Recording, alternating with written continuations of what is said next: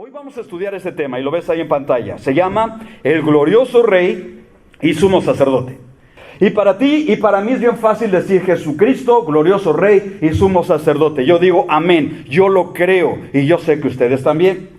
Pero los creyentes judíos tenían un problema, un pequeño problema. Ellos podían entender al Mesías como rey, porque eso es uno de sus oficios, pero tropezaban al creer en Jesucristo o el Mesías como sumo sacerdote, y ahorita vamos a ver el por qué. No era fácil para ellos agarrar ese concepto. La Escritura lo dice así, en Hebreos dice, por lo tanto, ya que en Jesús, el Hijo de Dios, tenemos un gran sumo sacerdote, que ha atravesado los cielos, entonces aferrémonos a la fe que profesamos.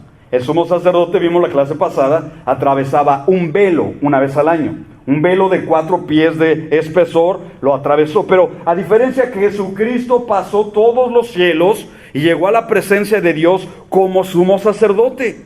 Y es entonces donde los hebreos no entendían muy bien este concepto. ¿Cómo está esto que Jesucristo es sumo sacerdote? Y aquí vemos el porqué. Dentro de todo el sistema de la ley judío, ellos sabían que los sacerdotes y sumos sacerdotes vienen de la tribu de Leví. Y tenemos y sabemos en la Biblia que Jesucristo nuestro Señor no fue de la tribu de Leví. Él pertenecía ¿a cuál tribu? A la tribu de Judá. Entonces aquí está el problema. ¿Cómo pues, dicen los judíos, si Jesucristo es de la tribu de Judá, no de Leví, cómo pues puedes decir que Jesucristo es sumo sacerdote? Y es allí donde el autor ahorita nos va a explicar y les va a explicar a ellos cómo trabaja la nueva administración de Dios. La ley de Moisés lo decía ahí.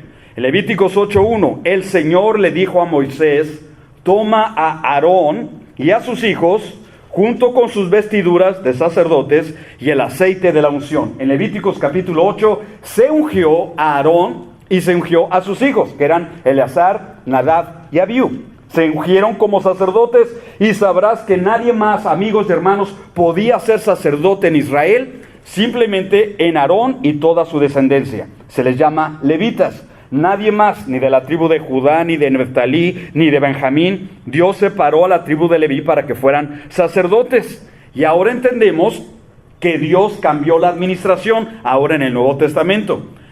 Sabemos también por la Biblia que estos sacerdotes, lo digo con respeto, Aarón y sus hijos, todos ellos eran sacerdotes débiles, pecadores e imperfectos como nosotros. ¿Cuántos dicen amén? Amén. ¿Y cuántos decimos ouch? También las dos.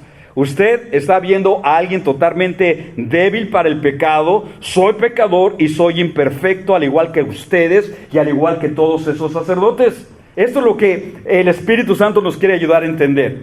Un sistema de sacerdotes débiles, pecadores e imperfectos no puede ser eterno. No puede trascender todos los siglos por los siglos, porque constantemente se ofreció un sacrificio por los pecados del mismo sacerdote. Esto no es perfecto, esto no es eterno.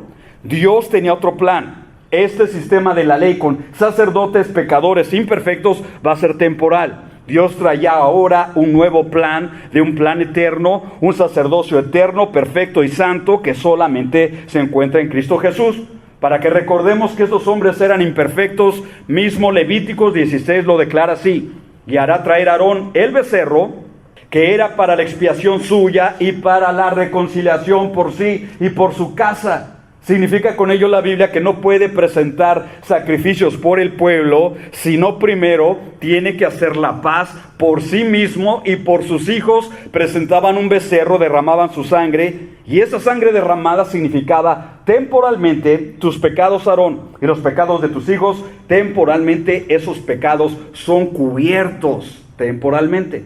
En el Nuevo Testamento, lo recuerdo rápido, en Juan 1:29, Juan el Bautista cuando vio a Cristo dijo, este es el Cordero de Dios que quita el pecado del mundo. ¿Vemos la diferencia? En el Antiguo Testamento, esa sangre cubría una vez al año temporalmente el pecado, pero en el Nuevo Testamento la sangre de Cristo no solamente cubre nuestro pecado, chequemos, sino lo quita delante de la presencia de Dios, y esas son buenas noticias que aprendemos por la Biblia. Ahora bien, si estos hombres eran totalmente pecadores y necesitaban una ofrenda de reconciliación, Dios y el Espíritu Santo nos están dejando ver, nos están mostrando, a diferencia, Jesucristo es el sumo sacerdote, dilo conmigo fuerte, ¿qué? Perfecto. ¿Qué significó con perfecto? Significó, compadres y amigos, que Jesucristo no pecó. Significó que Jesucristo, aunque fue tentado, no cayó en la maldad, no la pensó, no la pronunció y no la realizó con sus manos, a diferencia de todos los sacerdotes de Leví y a diferencia de todos los seres humanos, judíos o gentiles, como nosotros. Por lo tanto, Cristo tenía que proceder de una tribu distinta a la de Leví o la de Aarón, porque en Leví y en Aarón todos son pecadores. Y Cristo no vino de la tribu de Leví, lo repito, Él vino de la tribu de Judá, porque la tribu de Judá, si no lo sabías, entérate. En la Biblia, Dios diseñó a la tribu de Judá para que de allí viniesen los reyes sobre Israel. Recordarás, David se le prometió que tendría una descendencia, el hijo de David sería el Mesías, el rey de Israel. Entonces, lo que vamos a ver ahorita es que el Espíritu Santo nos está dejando saber algo que ya estás viendo en pantalla.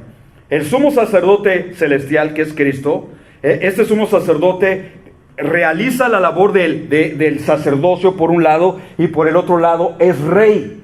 Ninguno de los sacerdotes del Antiguo Testamento eran sacerdotes y rey al mismo modo, no se podía. ¿Por qué?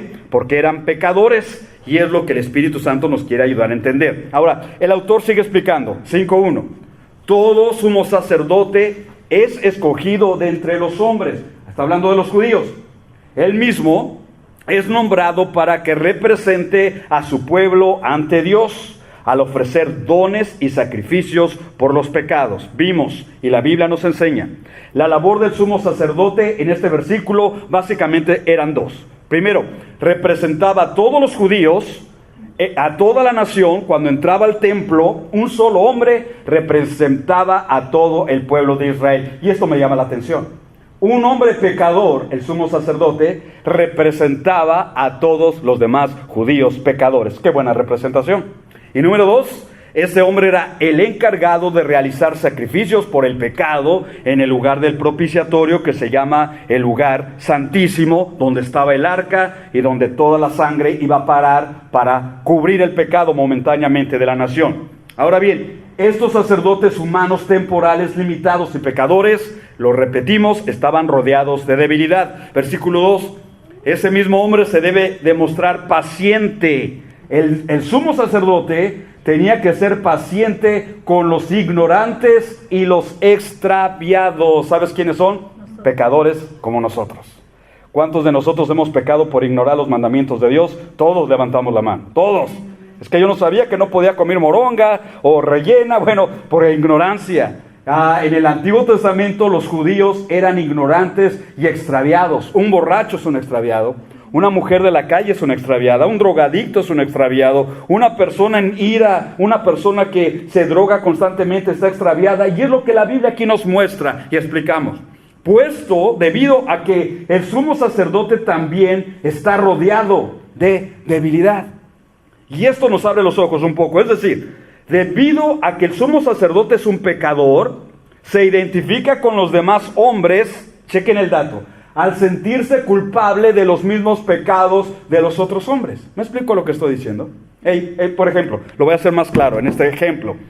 ¿Cómo yo me puedo sentir al juzgar a una persona borracha si yo mismo me he emborrachado? Yo siento la culpabilidad de ese hombre porque siento mi propia culpabilidad. ¿Cómo yo puedo juzgar a un hombre que ha mentido, un mentiroso, si yo mismo he dicho mentiras? ¿Decimos amén? De esa es la realidad. Un hombre imperfecto representa a otro hombre imperfecto. El sumo sacerdote representaba los pecados de la nación porque él mismo era pecador como nosotros. Contraste. Ahora chequemos lo que el Espíritu Santo nos está enseñando. Cristo se identifica con nosotros, lo vimos al final del capítulo anterior, pero a diferencia, Él se identifica con nosotros al haber sido tentado como nosotros, pero Él no cayó en pecado. Decimos amén. ¿Qué estoy diciendo? Él sabe lo que es la tentación. Él sabe lo que es tener hambre. Él sabe lo que es ser tentado en todos los aspectos como hombre, pero Él no pecó, por lo cual, y Él tiene el poder que no cayó en el pecado, entonces Él tiene el poder para ayudarnos a nosotros a vencer el pecado. ¿Decimos amén? Amén. Cuando una persona dice es que no puedo dejar de decir groserías, en tu fuerza y en mi fuerza nunca vamos a poder. El pastor Marañón no te puede ayudar a cambiar, nunca voy a poder hacer eso. Pero Cristo tiene el poder de ayudarte a ti y a mí en todas nuestras debilidades, y podemos orar confiadamente y decirle: Señor, esta es mi debilidad, este es mi problema, esta es mi pata de palo, pero tu promesa dice en la palabra de Dios: todo lo puedo en Cristo que nos fortalece, y esa es otra historia. Ok, regresamos a lo que está explicando aquí el Espíritu Santo. Versículo 3. Y por causa de esa debilidad, por causa del pecado, el sumo sacerdote debe ofrecer por los pecados, tanto por sí mismo, los pecados que cometiste en este año, Señor, son muchos. Imagínate el sumo sacerdote. Iba trayendo la víctima, y obviamente hay algo en ti, en él y en nosotros que se llama la conciencia. Usted y yo conocemos la conciencia que nos dice: tú has pecado. Decimos amén. Amén. Tú eres ese hombre, tú eres esa mujer, mira lo que hiciste desde que éramos nenes, somos pecadores. Bueno, la conciencia le estaba taladrando al sumo sacerdote antes de ofrecer sacrificios por el pecado del pueblo. El versículo dice: yo tengo la necesidad de ofrecer una becerra como sacrificio por mi propio pecado, por lo mismo, lo mal que yo he hecho, como también después ofrecía el sacrificio por los pecados del pueblo. Lo que el Espíritu Santo nos muestra en estos primeros 3 versículos de Hebreos 5 es lo que estás viendo aquí. El mismo sacerdote era un pecador.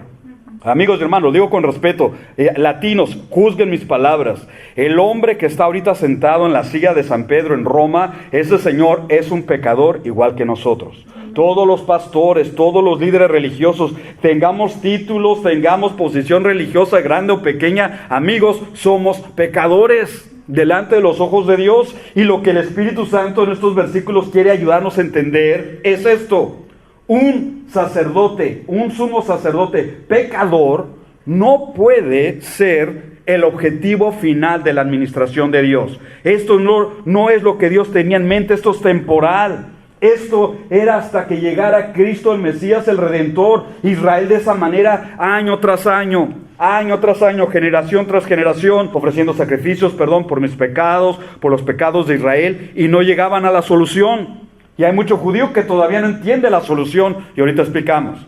En Levítico 16 se nos menciona: y hará traer a Aarón un becerro que era para la expiación suya, y hará la reconciliación por sí, por su casa, lo repito. Es decir, otra vez y otra vez, año tras año, generación tras generación, el sumo sacerdote ofreciendo el becerro por sus pecados, y después va a ser un sacrificio por los pecados de Israel. Y pongan atención aquí, estudiantes de la Biblia, porque voy a decir algo interesante.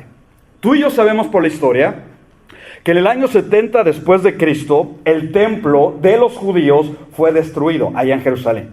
Escuchemos, hay un solo templo, literal, uno. Este no es templo, este es un auditorio, este es un salón de eventos, un salón de estudios. Literalmente en la Biblia hay un solo templo y está en Jerusalén, estaba en Jerusalén. Ahora, esta es la implicación. Si los judíos no tienen templo, si los judíos ya no tienen un sistema sacerdotal como Leví, si los judíos ya no tienen un lugar donde estaba el arca para derramar la sangre y cubrir sus pecados, esta es la pregunta. Desde el año 70 hasta nuestra fecha, ¿cómo es que Israel ha expiado sus pecados? ¿Vienes conmigo a lo que estoy diciendo?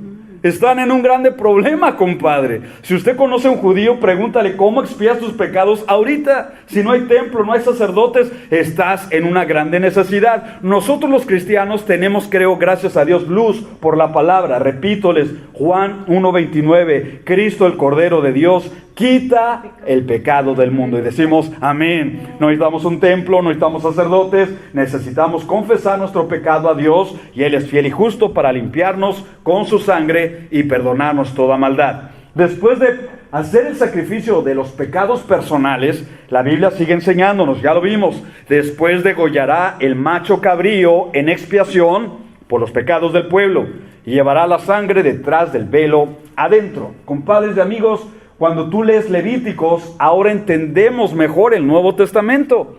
El sacerdote pasaba por ese velo grande y amplio hasta llegar al lugar santísimo y ofrecía sangre. la sangre de un cordero inocente.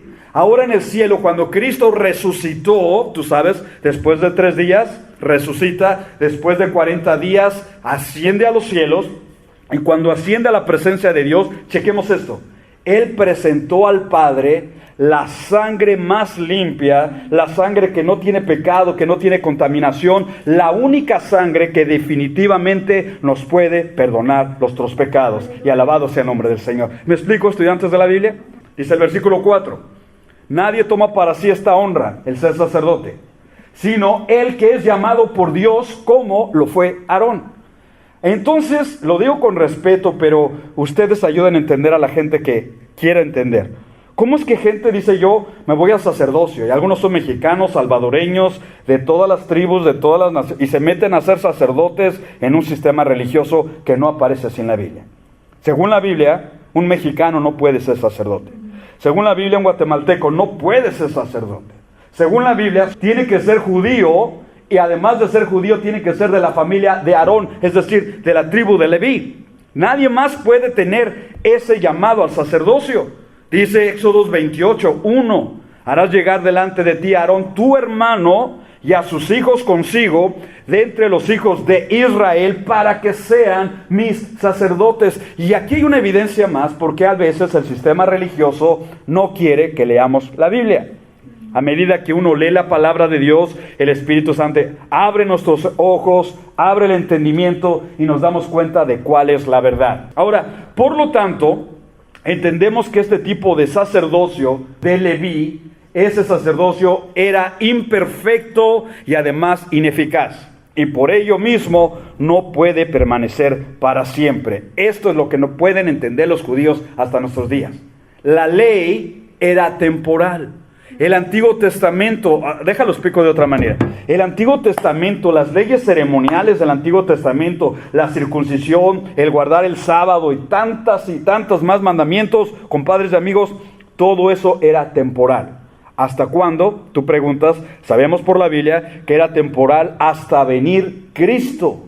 Esto era una sombra, Cristo es la realidad. El antiguo pacto se completó cuando vino Cristo y dijo, esta es la sangre del nuevo pacto. ¿Decimos amén? Amén, o sea, cuando Cristo hizo un nuevo pacto con su sangre, nos daba a entender, y esto es lo que los judíos no pueden entender, lo digo con respeto, algunos evangélicos se quieren regresar a la ley, hacen de las iglesias todo estilo judío, tú sabes, cantan cantos judíos, la kipá, guardan el sábado, se circuncidan algunos, qué bárbaros, están negando la gracia del evangelio. La Biblia dice claramente en Hebreos 8:13, lo leo y escuchen, al decir, un nuevo pacto ha dado por viejo al primero, y lo que es dado por viejo se envejece y está próximo a desaparecer. ¿Cuántos viejitos decimos amén? Amén.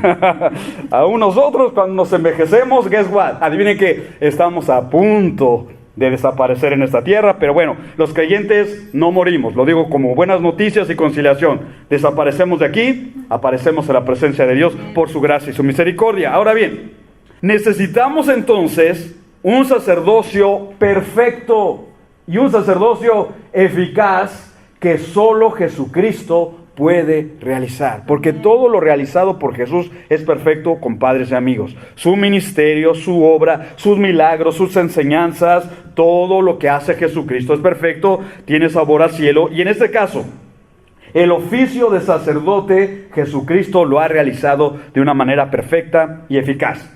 Hebreos lo dice así en el capítulo 10:5, te lo leo. Por lo cual, entrando Cristo en el mundo, dice la Escritura, sacrificio y ofrenda no quisiste. Por favor, paremos atención. Dios dijo, ya basta tanta sangre de becerros, de cabríos, ya basta, no es suficiente. Entonces me preparaste cuerpo, holocaustos y expiaciones por el pecado, no te agradaron. Entonces dije, Cristo le dijo a Dios Padre, he aquí vengo, oh Dios, para hacer tu voluntad. Y con eso, compadres y amigos, estamos entendiendo todo el Antiguo Testamento en un versículo del Nuevo Testamento. No más corderos, no más becerros, No más sacerdocio de Leví, no más templo en Jerusalén para expiar el pecado. En la cruz del Calvario, cuando Cristo subió el Gólgota allá al Calvario, recordarás que una de sus últimas palabras fue, consumado es. Y uno pregunta, ¿consumado es qué? ¿Qué terminó el Señor Jesucristo? Compadres y amigos, simplemente Cristo terminó, inició, realizó y completó la obra de la salvación. De tal manera que la salvación no la otorga una iglesia, no la otorga un sacerdote. Esta iglesia no ofrece salvación por nosotros mismos. Es decir, este pastor no salva a nadie. Ninguno de nosotros salva. Roma no salva. Los mormones no salvan. Hermanos, el hombre no salva. El único que puede salvar es aquel que murió en la cruz del Calvario y presentó su perfecta sangre delante de Dios el Padre para perdonarnos, cubrirnos y limpiarnos de todos los pecados cometidos en el pasado, en el presente y en el futuro. Decimos gloria a Dios. Amén. Y es lo que los judíos no pueden entender, muchos de ellos, la mayoría de ellos, hasta el presente día. Dice el versículo 5, aterrizamos. Tampoco Cristo se glorificó a sí mismo. Y esto me gusta del Señor, y aprendamos esto, Misión Vida.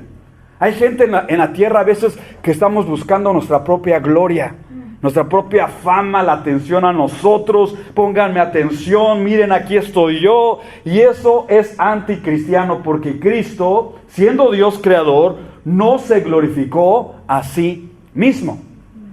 ¿Qué significa eso? Explica el contexto. Haciéndose sumo sacerdote, sino que Dios el Padre le dijo, tú eres mi hijo, hoy mismo te he engendrado.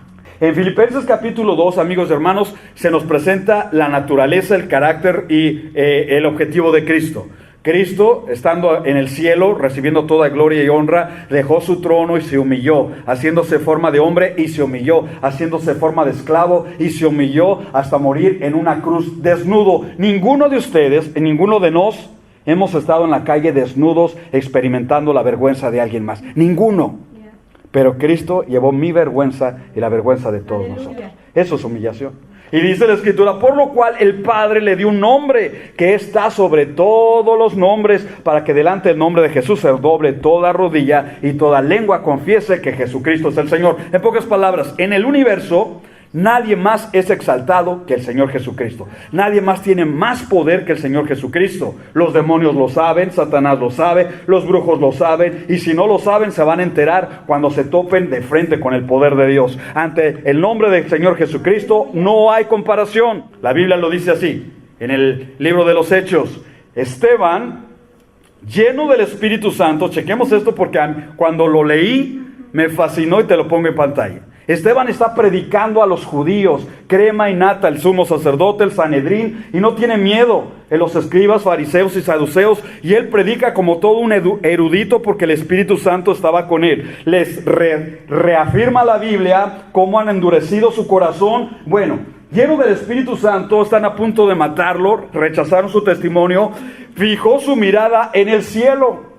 Amigos, yo muchas veces he puesto mi mirada en los cielos, y tú también. He visto aviones, pájaros, estrellas, smog. ¿Qué más hemos visto ahí?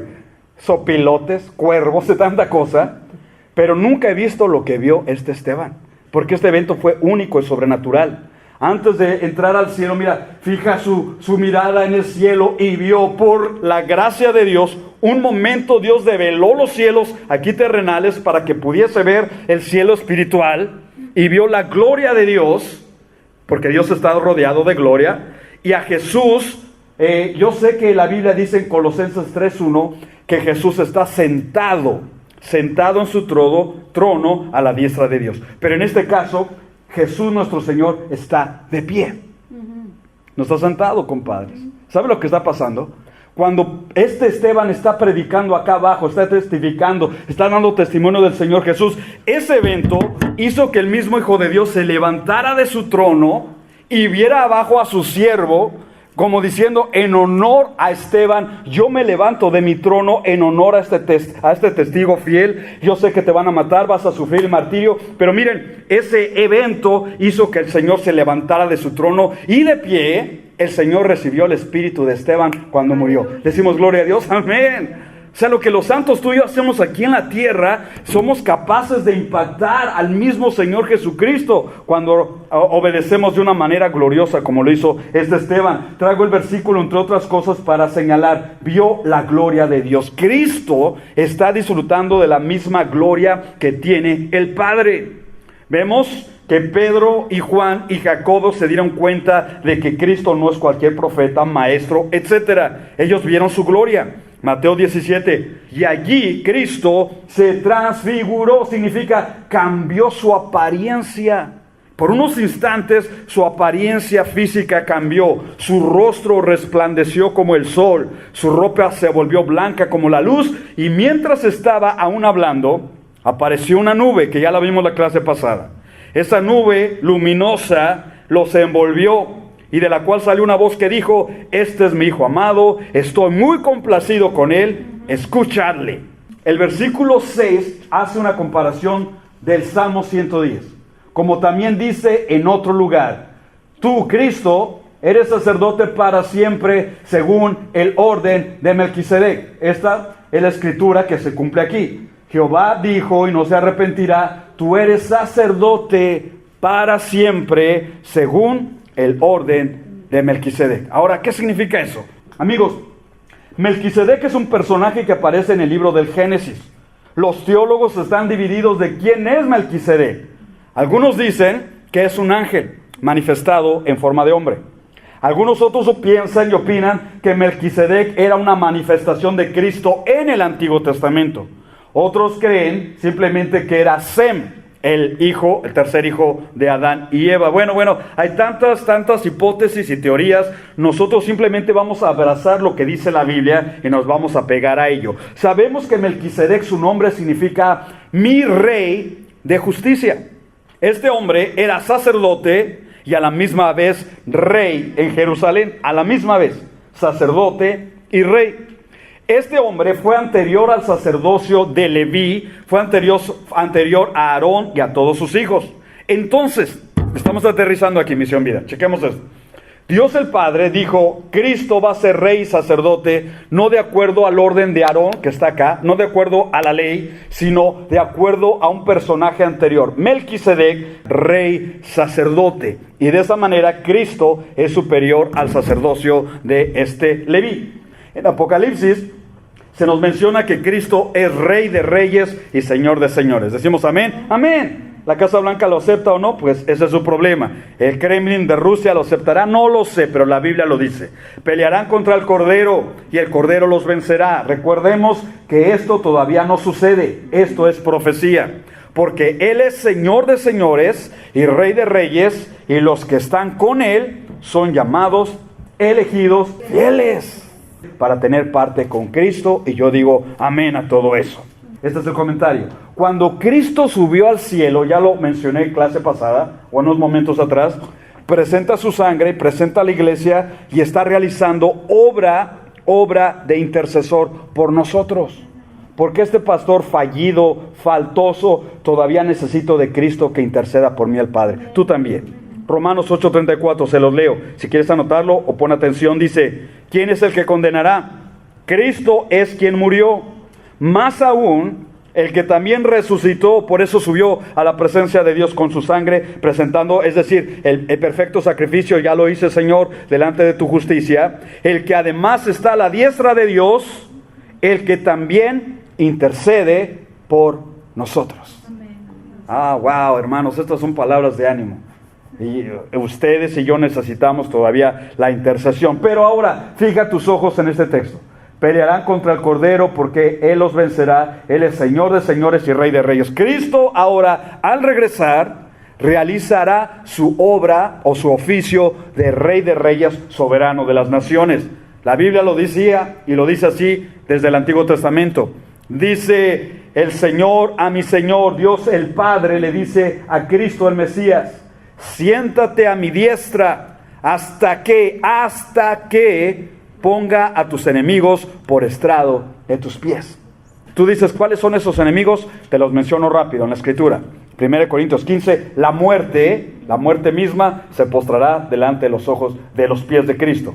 ¿Quién más? Satanás, el anticristo, el falso profeta, todos los demonios y todos los incrédulos, ateos y blasfemos vendrán y se postrarán delante de los pies de Jesús. ¿Decimos amén, iglesia, eso? ¡Amén!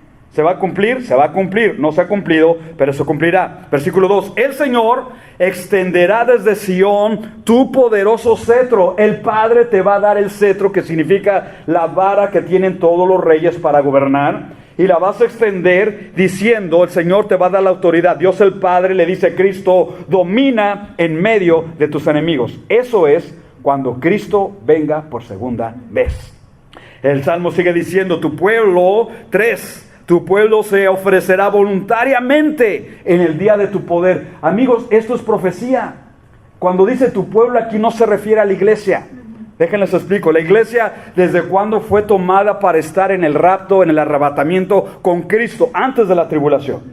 Cuando dice aquí tu pueblo, se refiere a los judíos que todavía no se convierten al evangelio. ¿Sabes qué es lo que Dios va a usar para que Israel se convierta al evangelio, para que abran los ojos? Escuchemos, Jeremías capítulo 30 nos habla del periodo de angustia para Jacob. En otras palabras, la gran tribulación.